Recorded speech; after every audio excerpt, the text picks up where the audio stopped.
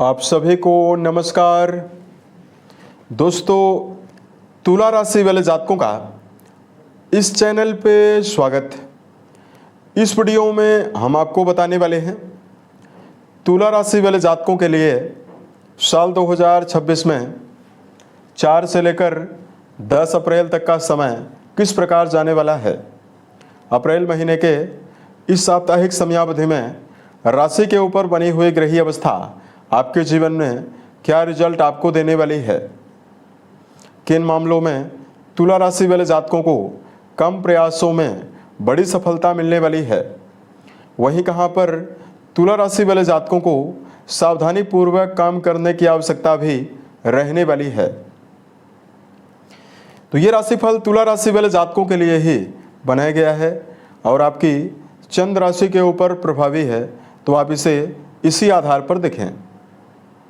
इस राशिफल के माध्यम से तुला राशि वाले जातकों के जीवन से जुड़े हुए सभी पहलुओं के बारे में हम आपको जानकारी भी देने वाले हैं।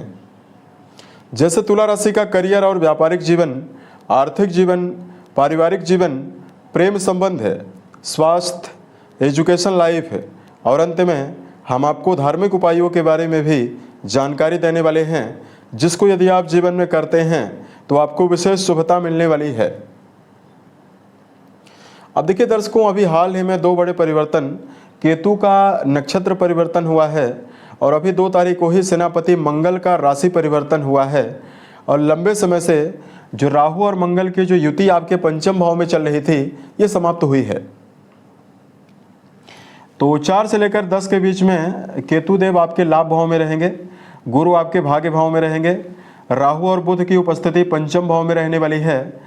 शनि, सूर्य, मंगल और शुक्र देव ये चारों ग्रह आपके राशि के 6ठे भाव में गोचर करने वाले हैं, जिसमें आपके राशि के स्वामी शुक्र देव उच्चस्थ अवस्था में गोचर करने वाले हैं।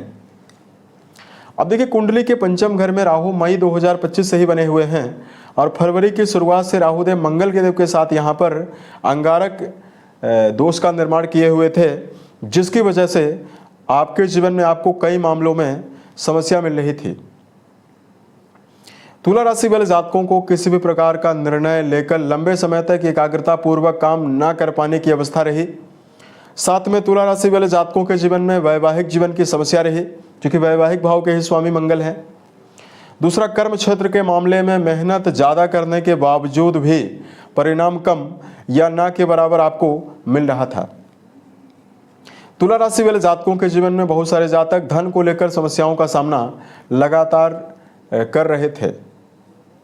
तो अब देखिए यहाँ पर आपके लिए क्या पॉजिटिविटी रहने वाली है, क्या नवीन संभावनाएं आपके लिए इस समयावधि में बनने वाली है।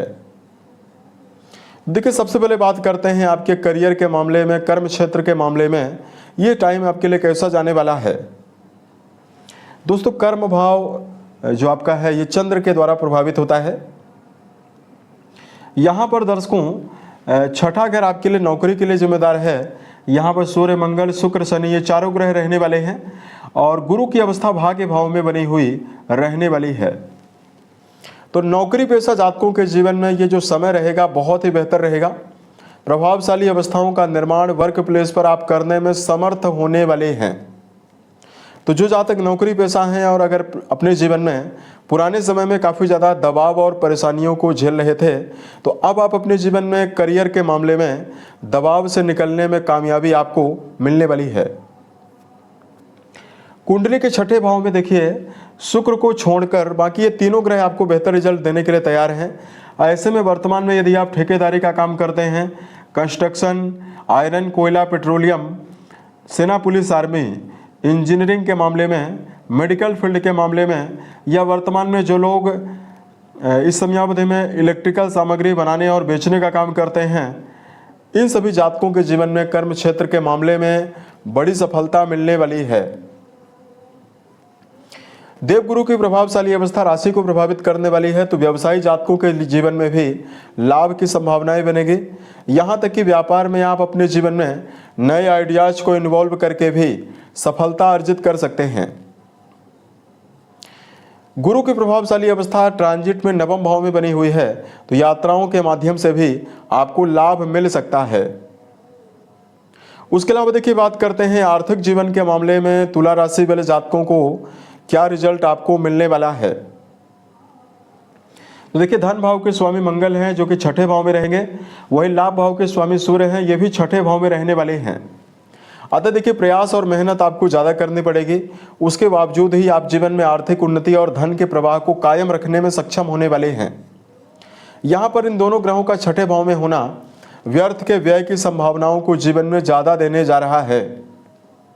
यहाँ पर एक विशेष पॉजिटिविटी जरूर है कि लगातार देखिए देवगुरु जो आपके लिए बहुत ही अच्छी अवस्था में बने हैं, भाग्य भाव में हैं, तो गुरु की प्रभावशाली अवस्था नए संपर्कों से आपको लाभ दे सकती है और जातकों के जीवन में कुटुंबी जनों के सहयोग से भी आपके जीवन में आपको लाभ मिल सकता है। तो अपने जीवन में अगर आप दीर्घकालिक निवेश करने जा रहे हैं तो भी आपको सावधान रहना चाहिए और धन के मामले में इस समयावधि में सावधानी रखने की आवश्यकता व्यय करते समय रहने वाली है। लॉटरी, शेयर सट्टा, इन सभी मामलों में आपको बचना चाहिए। बात करेंगे पारिवारिक जीवन के मामले में क्या रिजल्ट आपको मिलेगा। दोस्तों चौथे भाव के स्वामी शनि बनते हैं जो कि अस्त अवस्था में रहेंगे छठे भाव में।